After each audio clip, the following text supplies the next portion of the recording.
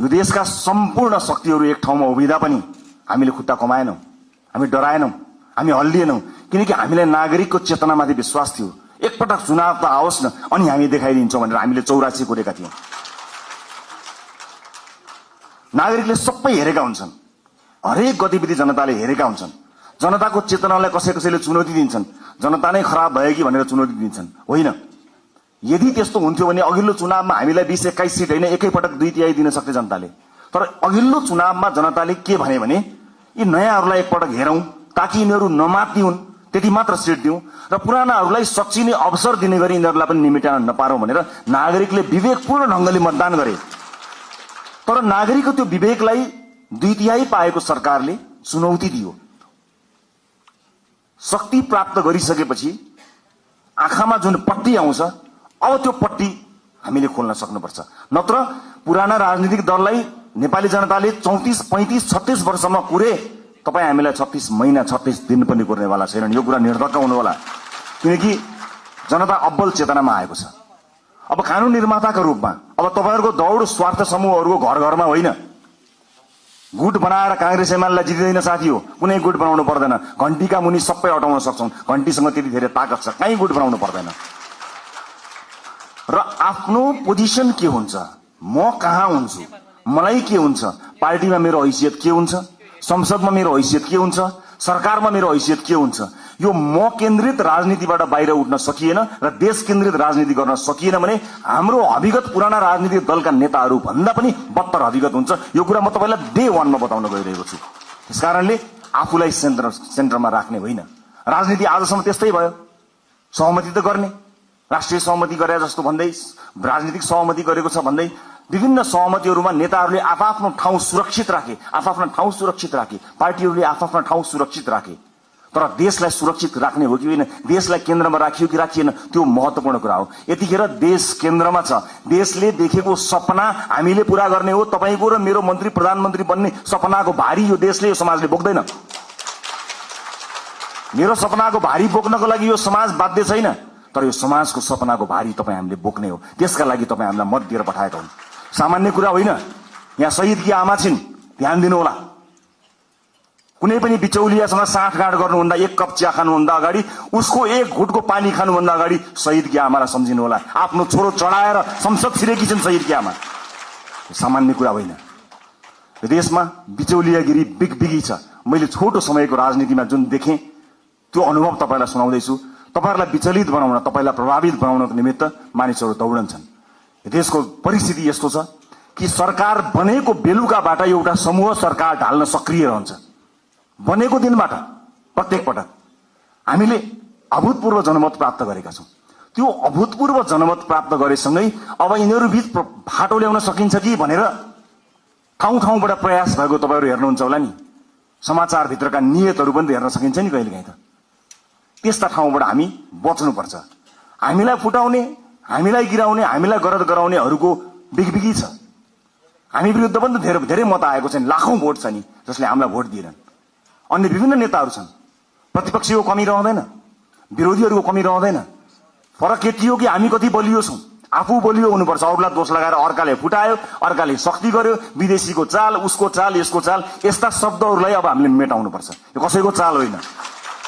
हामी मिल्न सकेनौं भने, हामी स्वार्थको बन्दी बन्यौं भने मात्रै समस्या पर्ने हो। विभिन्न राजनीतिक पृष्ठभूमिबाट रासोपा आउनुभएका साथीहरूलाई मेरो स्वागत छ। तपाईहरुले कहीँ कतै हेजिटेसन भन्छ नि, कहीँ कतै तपाईले लघुतावास राख्नै पर्दैन। मलाई पुरानो पार्टी भन्छन् कि अथवा पुरानो पार्टीहरूलाई गाली गर्दा मैले अनुहार रातो पार्नु पर्छ कि केही पनि भन्न पर्दैन। हृदय ठूलो पारेर हामीले तपाईहरुलाई स्वागत गरेका छौं। खाली यति हो कि पुरानो प्रवृत्तिबाट तपाई टकटकिएर आउनुपर्ने हुन्छ। किनकि देश त्यस्तो अवस्था गरी नचलोस् भनेर कलिला भाइ बहिनीहरूले रगत बगाएका हुन्। हामीमाथि ऐतिहासिक जिम्मेवारी छ। यो 5 वर्ष नियमित रूपमा आएको चुनाव होइन, यो त शहीदहरूले रगत बगाएर आएको चुनाव हो।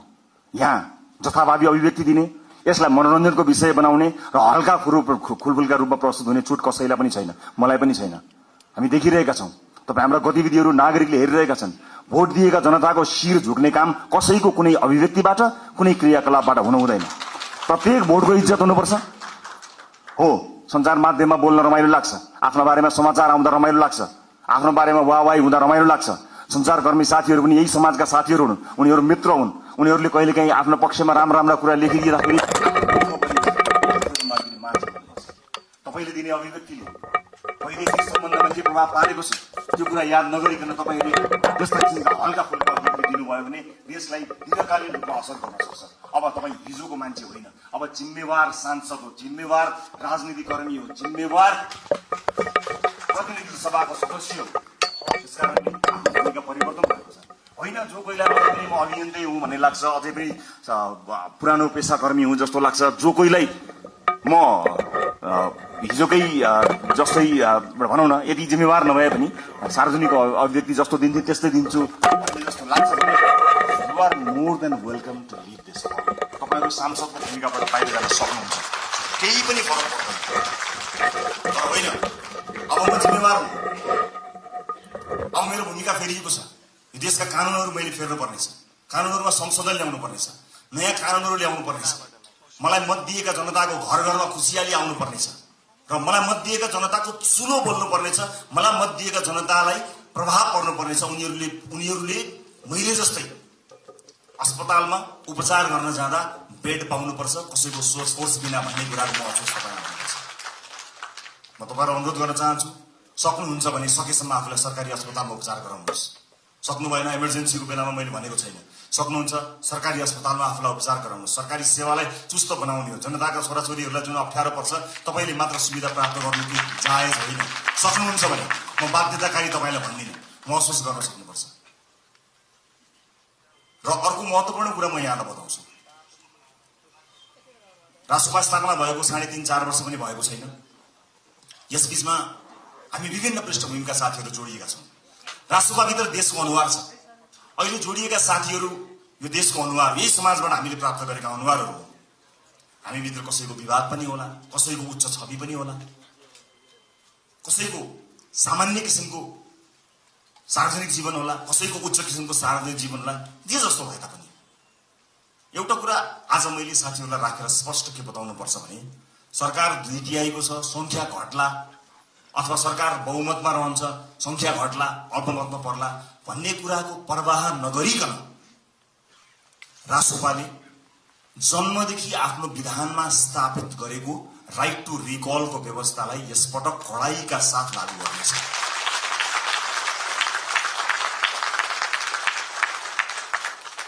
एउटा स्वतन्त्रता हुन्छ, एउटा अनुशासन हुन्छ, एउटा फ्रिडम र एउटा डिसिप्लिन। यसबीचको पातलो एउटा रेखा छ साथीहरू, त्यो रेखालाई हामीले ध्यान दिनुपर्ने हुन्छ। तपाईहरूको स्वतन्त्रता हनन गर्ने पार्टीको कुनै पनि उद्देश्य छैन। पार्टी सभापतिका रूपमा मेरो कुनै पनि आपत्ति छैन, तपाईँ स्वतन्त्रताको सदुपयोग गर्नुहोस्, तर अनुशासित भएर। अनुशासनका लागि पार्टीले आफूलाई स्थापित गराउँछ। पार्टीले अनुशासनका विषयमा तपाईहरूलाई कडाइका साथ पालना गराउनेछ। किनभने परिवार ठुलो भएको छ, अनुशासित हुन सकेनौँ भने त्यसले अर्कै किसिमको एउटा अराजकता सृजना गर्छ। अराजकतालाई हामी कदापि स्वीकार गर्न सक्दैनौँ। यसै पनि विभिन्न किसिमका अराजकताबाट समाज आक्रान्त भएको यो अवस्थामा हामीले अत्यन्त अनुशासित हुनुपर्नेछ। म अघि पछि भन्दा आज अलिकति फरक चुनिएको छु होला, तपाईँले त्यो महसुस गर्नुभएको छ होला। अलिअलि कडाइका कुराहरू गर्यो, अलिअलि कारवाहीका कुराहरू गर्यो, यसले राइट टु रिकलको कुराकानी गर्यो, अलिक खबरदारी गरे जस्तो गर्यो भन्ने कुरा तपाईँलाई लागेको होला। लाग्नुपर्छ तपाईँलाई, किनकि जुन आशा र अपेक्षाका साथ नेपाली जनताले भोट खन्याएर दिएका छन् नि, त्यो ठुलो जिम्मेवारीको महसुस तपाईँलाई प्रत्येक दिन हुनुपर्छ साथी हो, प्रत्येक दिन हुनुपर्छ। यो देश अहिले पनि बनेन भने कहिले पनि बन्दैन भनेर साथीहरूले भनेका छन्, हर ठाउँमा भनेका छन्। तपाईँ भोट माग्न जाँदाखेरि आमा बाहरूले रुँदै के भनेका छन् तपाईँलाई थाहा छ? बाबु यो देश बचाऊ भनेका छन्। सुन्दाखेरि यो देश बचाऊ कति सामान्य कुरा हो नि, कति गहन कुरो छ, कति गहिरो कुरो छ, कति ठुलो कुरो छ भन्नुहोस् त। यो देश बचाऊ हामी जस्ता सामान्य मान्छेको हातमा, नीलो झण्डा फरफराउँदै हातमा घन्टी बोकेर हिँडेका हाम्रा हातमा, हाम्रा काँधमा देशका ज्येष्ठ नागरिकदेखि बालक बालिकाहरूले सम्मले यो देश बचाऊ भनिरहेका छन्। यो जिम्मेवारी हो, ठुलो शक्ति हामीले प्राप्त गरेका छौँ। जति ठुलो शक्ति त्यति ठुलो जिम्मेवारी साथी हो। कृपया यो जिम्मेवारीको महसुस यहाँहरूले गर्नुहोला। म जहाँ जुन ब्याकग्राउन्डबाट आउनुभएको छ म सबैलाई स्वागत गर्न चाहन्छु। राष्ट्रसभाभित्र सिङ्गो देशको अनुहार छ। यहाँ व्यापार व्यवसाय क्षेत्रका साथीहरू पनि हुनुहुन्छ, विद्यार्थी साथीहरू पनि हुनुहुन्छ, जेनजी पुस्ताका सबै साथीहरू हुनुहुन्छ, युवा साथीहरू हुनुहुन्छ, महिला साथीहरू हुनुहुन्छ, सीमान्तकृत वर्गलाई प्रतिनिधित्व गर्ने साथीहरू हुनुहुन्छ, सामाजिक अभियन्ता हुनुहुन्छ, कवि कलाकार मोडल रोल मोडल सबैजना हुनुहुन्छ, पूर्व प्रशासकदेखि लिएर सबैजना हुनुहुन्छ। यति ठूलो यो परिवारलाई समायोजन गर्नको निमित्त यो परिवारलाई एउटै धारमा एउटै ट्र्याकमा लिएर जानको निमित्त अनुशासनको अत्यन्त ठूलो खाँचो हुन्छ। म साथीहरूलाई यति भन्न चाहन्छु, म तपाईहरुको मिडिया प्रेजेन्स प्रति कहीँ कतै दुःख मनाउ गर्दिन, तर आफू अभिव्यक्त हुनुभन्दा पहिला तपाईले पार्टी पङ्क्तिसँग सरसल्लाह गर्नुहोला। तपाईको सानो बोलीले मतदान गर्ने अर्को मानिसको चित्त नदुखोस्। तपाईको सानो अभिव्यक्तिले देशका महत्त्वपूर्ण सम्बन्धहरूमा आँच नपुर्याओस्।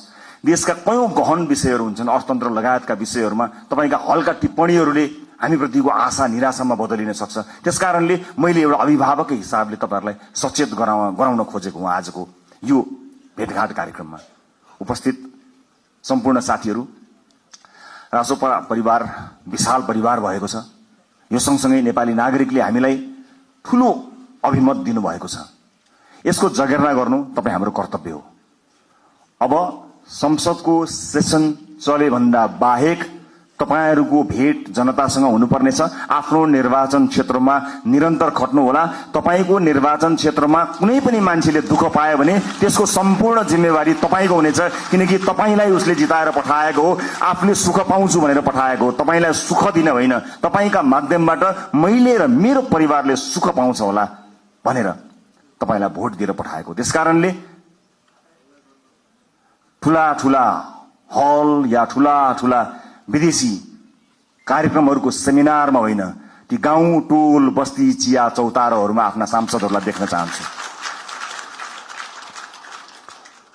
हामी सांसद भयौं भन्दैमा त्यो सांसद भएको ब्याचले या त्यो सर्टिफिकेटले एकाएक ज्ञान दिने होइन, अध्ययनको आवश्यकता पर्छ, ज्ञानको आवश्यकता पर्छ। र अब शक्तिशाली भए भनेर आफ्नो चालचलन आफ्नो व्यवहारै परिवर्तन गर्ने कयौं साथीहरू पनि मैले देखेको छु। त्यसमा विशेष ध्यान दिनु होला। नागरिकसँग सबै नजिक रहनु होला। चुनाव त फेरि पनि आउँछ, त्यतिखेर हामीले भनेका छौं, यसपटक हामीले इतिहास रच्ने कोसिस गरेका छौं। हामीले नागरिकसँग करार गरेका छौं। नागरिक हामीलाई भोट हाल्न तयार थिए, तर पनि हामीले अतिरिक्त प्रतिबद्धता किन गर्यौं भने हामी कमिटेड छौं। यसपटक परिवर्तन गरेरै छाड्ने हो, यसपटक काँचुली फेरेरै छाड्ने हो भनेर हामीले नागरिकसँग करार गरेका छौं। त्यो करारका अक्षर अक्षर पढ्नु होला। र तपाईहरु मध्ये कोही यही भएकै हलहरु मध्ये नै कोही न कोही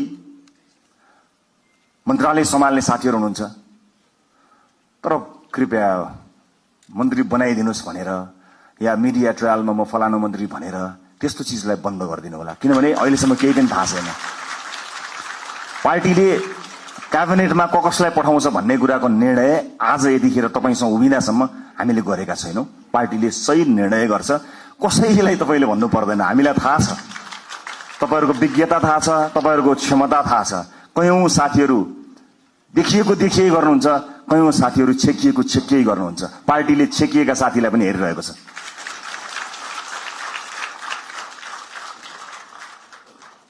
कहिलेकाहीँ कसैले जति देखाउँछु भने पनि देखिँदैन, कसैले लुकाउँदा पनि देखिन्छ। क्षमता भन्ने कुरा त्यस्तो हुन्छ। त्यसकारणले कतिपय अलि बढी चर्चामा आएका साथीहरू र चर्चामा आउन नपाएका साथीहरू सबैलाई पार्टीले हेरेको छ। कयौं विषयका विज्ञ साथीहरू हुनुहुन्छ। म सञ्चारकर्मी साथीहरूलाई के पनि अनुरोध गर्न चाहन्छु भने सार्वजनिक चासो र सार्वजनिक छविमा आइसकेका भन्दा पनि रासोपा भित्रका 101 विज्ञ साथीहरू यो हल भित्र हुनुहुन्छ।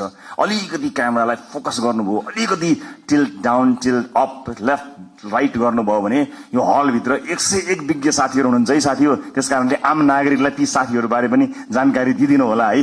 चलेका देखिएका सुनिएका साथीहरू त छँदै हुनुहुन्छ, त्यहाँतिर पनि अलिकति ध्यान दिनुहोस्, ताकि नागरिकले थाहा पाउन् कि रासोपा भित्र यस्ता मान्छेहरू पनि रहेछन् भन्ने कुरा। यो मेरो सञ्चारकर्मी साथीहरूको उल्लेख्य उपस्थिति भएको हुनाले मेरो विनम्रतापूर्वक यहाँहरूलाई गरिएको अनुरोध हो। अब म लगभग आफ्नो भनाइको अन्त्यतिर आएको छु। उपस्थित साथीहरू, चुनावमा हामीले अत्यन्त दुःख गर्यौं, तपाईहरुले मेहनत गर्नुभयो, परिश्रम गर्नुभयो। केही नयाँ साथीहरू, केही पुराना साथीहरू पनि चुनिएर आउनु भएको छ। अधिकांश धेरै सांसदका रूपमा नयाँ साथीहरू आउनु भएको छ। स्वाभाविक रूपमा के होला, कसो होला, कस्तो होला भन्ने कुरा तपाईलाई लागेकै हुनुपर्दछ। चुनावका बेलामा जुन मेहनत तपाईले गर्नुभयो त्यो खटाइका हिसाबले त्यो मेहनत सायद नपर्ला, तर सोचाइका हिसाबले, पढाइका हिसाबले, अध्ययनका हिसाबले, रिसर्चका हिसाबले त्योभन्दा कम मेहनत गरेर चाहिँ परिवर्तन आउन सक्दैन। त्यसकारणले तपाईहरुको काँधमा अत्यन्तै ठूलो जिम्मेवारी आइपरेको छ। यसको महसुस गर्नुहोला। र म फेरि पनि दोहोर्याएर भन्न चाहन्छु, संसारको कुनै पनि देशले बिरलै पाउने यो अवसर तपाई हामीले प्राप्त गरेका छौं। आफ्नो देशको इतिहास आफ्नै हातले लेख्ने यो अवसर हामीले प्राप्त गरेका छौं। भोट माग्दा हामीले आम जनतालाई के भनेका थियौं भने यसपटक तपाईले आफ्नो भाग्य आफ्नै हातले लेख्ने हो, इतिहास रच्ने हो 21 गते भनेर हामी सबैले भनेका हौं। विभिन्न ठाउँमा विभिन्न साथीहरुसँग भेटघाट गर्दा म आफै पनि पुगेको र तपाईहरुको हात समातेर भनेको म सम्झन्छु। हामीले भनेका थियौं यसपटक आफ्नो हातले आफै इतिहास लेख्ने हो।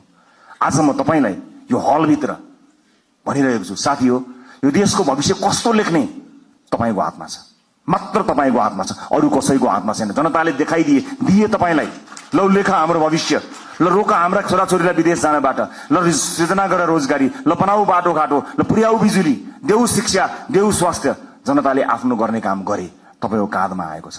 यसबाट एकदमै धेरै रमाइलो यसलाई लिएर, यसलाई चाहिँ उत्सवका रूपमा भन्दा पनि जिम्मेवारीको रूपमा काम गर्नुपर्ने यो गहन बेला तपाईहरुको काँधमा आइपरेको छ। त्यसैले म सबैलाई यसको महसुस गर्नको निमित्त हार्दिक अनुरोध गर्न चाहन्छु। म फेरि पनि भन्छु, यो सामान्य परिस्थितिले आएको होइन। भाइ बहिनीहरूले, ससाना भाइहरूले आफ्नो रगत बगाएर ल्याएको यो परिवर्तनलाई संस्थागत गरेर अर्को निर्वाचनमा कुनै पनि उम्मेदवारले भोट माग्न जान नपरोस्, हाम्रो काम बोलोस् भन्ने हेतुले तपाईहरुले काम गर्नुहुनेछ। नजानेको कुरा सिक्नका लागि कहिले पनि अप्ठ्यारो मान्न पर्दैन। मैले अघि नै भने हामीले सांसदको लोगो लगाउने बित्तिकै, हामी सांसदको कुर्सीमा बस्ने बित्तिकै या संसद भवन छिर्ने बित्तिकै ज्ञान ओइरिएर हामी कहाँ आउने होइन। फेरि पनि मेहनत गर्नुपर्छ, फेरि पनि परिश्रम गर्नुपर्ने हुन्छ। कहाँ समस्या परेका छन् त्यसबारे ध्यान दिनुपर्ने हुन्छ। मलाई आशा छ यति प्रबुद्ध, यति क्षमतावान, यति युवा, यति समावेशी, यति धेरै साथीहरू एक ठाउँमा उभिँदा पनि यो देश बन्दैन भने, यति साथीहरू मिलेर पनि बनाउन सकिएन भने कसले बनाउन सक्ला? सक्छौं, हामी गर्छौं, हामी सक्छौं र हामी गर्छौं। अन्त्यमा यो देशको सबैभन्दा ठूलो समस्या मैले देखेको सामाजिक न्याय हो। सामाजिक न्यायका लागि लड्नुपर्ने हुन्छ। आम मानिसको आँखाले देख्ने विकास भनेको भौतिक पूर्वाधारको विकास हुन सक्दछ। ठूला ठूला बिल्डिङ, चिल्ला सडकहरू विकासका सूचक हुन सक्दछन्। मलाई सोध्नुहुन्छ भने मेरा लागि विकासको सूचक भनेको सामाजिक न्याय हो, सोशल जस्टिस। जुन समाजमा न्याय छैन, जुन समाजमा विभेद छ, त्यो समाज मान्छे बस्ने समाज होइन। मान्छे बस्ने समाजका लागि हामीले मान्छे बस्ने समाज जस्तो बनाउनु पर्ने हुन्छ। सामाजिक न्यायका लागि अब हामीले पैरवी गर्नुपर्ने हुन्छ। राष्ट्रपाले चाहेर पनि कयौं साथीहरूलाई जोड्न सकेन। हामी समावेशी हुन चाहन्थ्यौं। हुन त तुलनात्मक रूपमा राष्ट्रपाले अन्य राजनीतिक दल भन्दा धेरै महिला साथीहरूलाई उठायो, तर यो पर्याप्त होइन।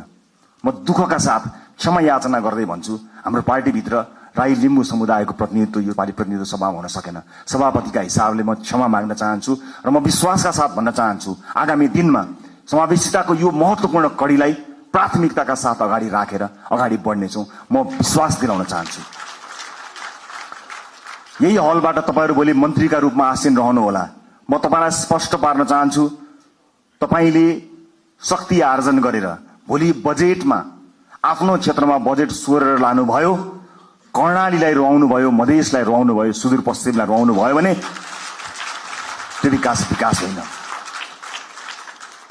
सिङ्गो देश विकास हुँदा चितवन अविकसित हुँदैन, मलाई थाहा छ।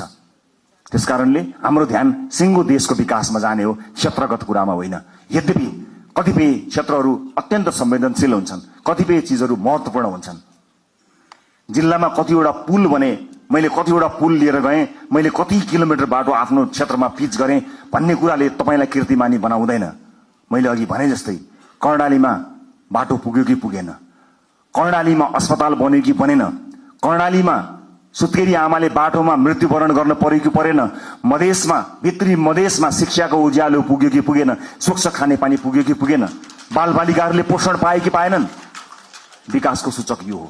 तपाईँ हामीले सोचेको विकास यही हुनुपर्नेछ।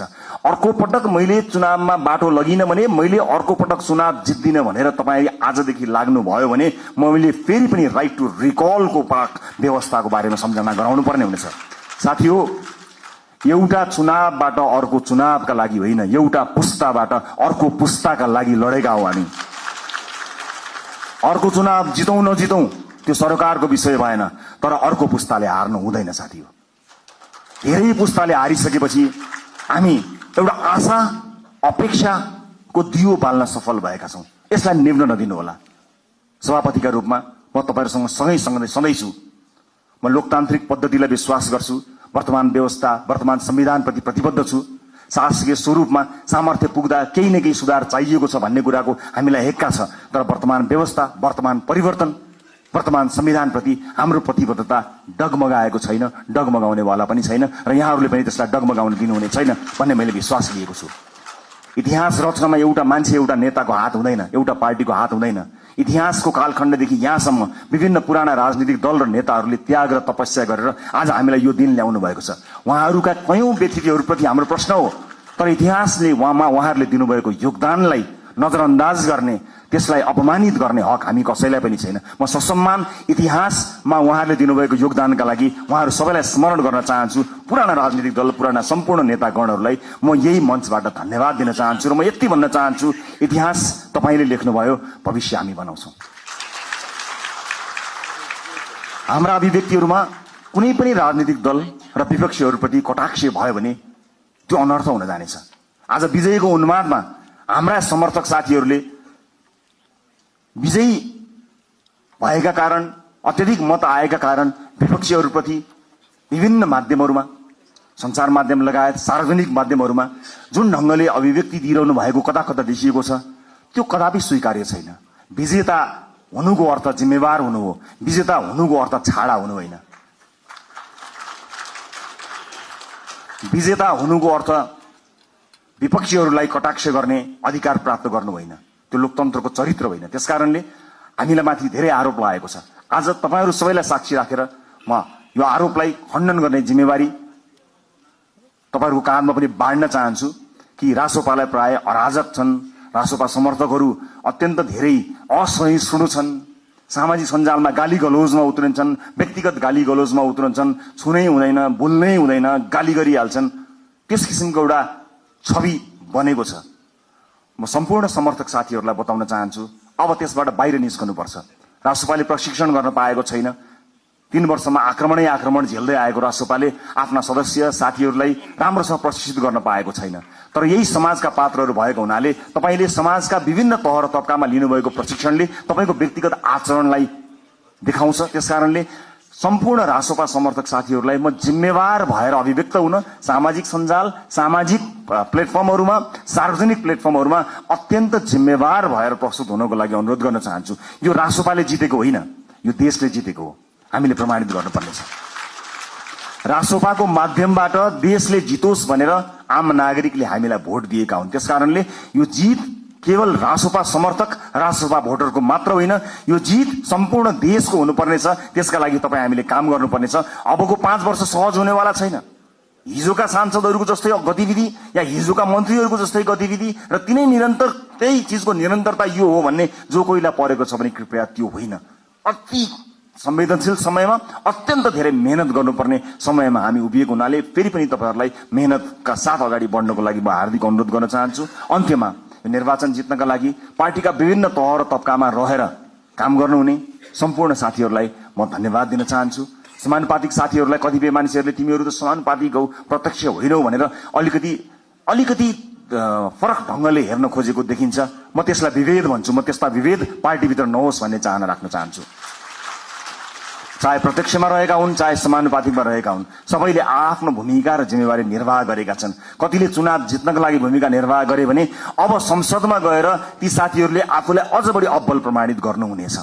हरेक पेशा, व्यवसाय, क्षेत्र, लिङ्ग सबैको प्रतिनिधित्व गरेर विशाल रासोपा परिवारमा आउनुभएका तपाईँ साथीहरूलाई सुपर लास्ट एउटै कुरा के भन्छु भने हामी समय र परिस्थितिले एक ठाउँमा जोडिएका हौं।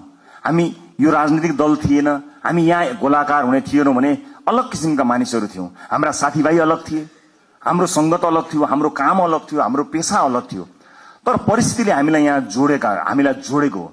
जोडिसकेपछि एज अ टिम प्लेयर, एउटा सामूहिक खेलाडीका रूपमा तपाईँ हामीले काम गर्नुपर्नेछ। व्यक्तिगत रूपमा कसैको आचरण, बानी व्यवहार, स्वभाव हामीलाई मन पर्नु नपर्नु बेग्लै कुरा हो।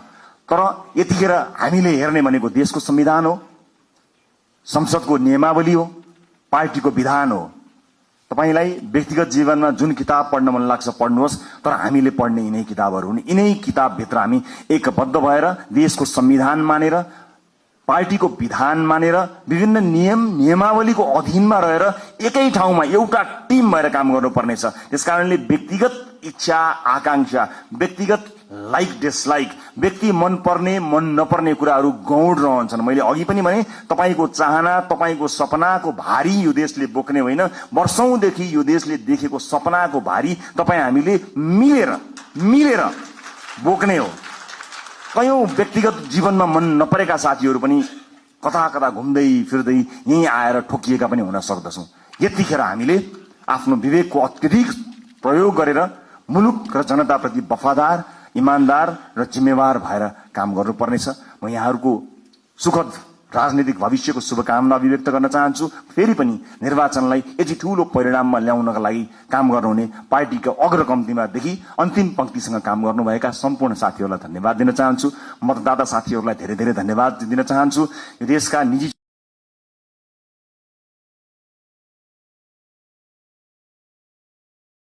क्षेत्रलाई म आश्वस्त पार्न चाहन्छु कि तपाईहरू कहीँ कतै पनि विचलित नहुनुहोला। तपाईहरूले निर्धक्कसँग काम गर्न सक्ने वातावरण हामी बनाउँछौं। विदेशमा लगानी ल्याउनको निमित्त विदेशमा रहेका नेपाली डायस्पोराका साथीहरूलाई म यही मञ्चबाट आह्वान गर्न चाहन्छु, आउनुहोस्, मिलेर काम बनाऊ। देश निर्माणको यो महान अभियानमा तपाईहरूको साथ हामीलाई चाहिएको छ। सँगै मिलेर हामी तिथि बसाल्ने संकल्प गर्न सक्छौं। अन्तर्राष्ट्रिय समुदायलाई पनि म यति भन्न चाहन्छु कि नेपाल लगानी गर्नका लागि सुरक्षित देश छ। तपाईँ र तपाईको लगानी यो देशमा सुरक्षित हुन्छ। निर्धक्क हुनुहोला, कुनै किसिमको बाधा अडचन हुने छैन। तपाईलाई कुनै अमुक नेता वा पार्टीले संरक्षण गर्दैन, तपाईलाई देशको नीतिले, हाम्रो नीतिले संरक्षण गर्नेछ। नीतिगत रूपमा तपाईँ हामी संरक्षित हुनेछौं। देशको विश्वविद्यालयहरूले काँचुली फेर्नुपर्नेछ, उद्योग कल कारखाना चल्नुपर्ने हुनेछ, देशमा काम धन्दा निरन्तर चल्नुपर्नेछ, इम्प्लोइमेन्ट क्रिएट गर्नुपर्नेछ। यी व्यापक जिम्मेवारीहरू पूरा गर्नको निमित्त हामी सक्षम भएर काम गर्नेछौं। मुलुक नयाँ मान्छेहरूको हातमा गयो, कहीँ अप्ठ्यारोमा पर्छ कि लोकतन्त्रको खतरामा पर्छ कि कहीँ कतै अलिकति अधिनायकवाद आउँछ कि जस्ता जुन शंका, भ्रम या आशंकाहरू कहीँ कतै भएको छ, म सबै चासो राख्ने, सरोकार राख्ने सबैलाई बताउन चाहन्छु कि मुलुक राम्रो हातमा छ। We will handle it with care. हामी यसलाई एकदमै केयरफुल्ली, यो जनताले दिएको मतलाई अत्यन्त प्रेमका साथ, अत्यन्त सौहार्दका साथ, करुणाका साथ र अत्यन्त चनाखो भएर हामी काम गर्नेछौं। सुशासनमा नयाँ मानक स्थापना हुनेछ र मुलुकलाई आर्थिक समृद्धिको बाटोमा हामी निरन्तर लिएर जानको निमित्त अहोरात्र काम गर्नेछौं। हस्, फेरि पनि यहाँहरूलाई यो उपस्थितिका लागि, यो विजयका लागि र यो प्रतिबद्धताका लागि धेरै धेरै धन्यवाद दिन चाहन्छु। तपाईँ हामी सबैको जय होस्। जय देश, जय घण्टी।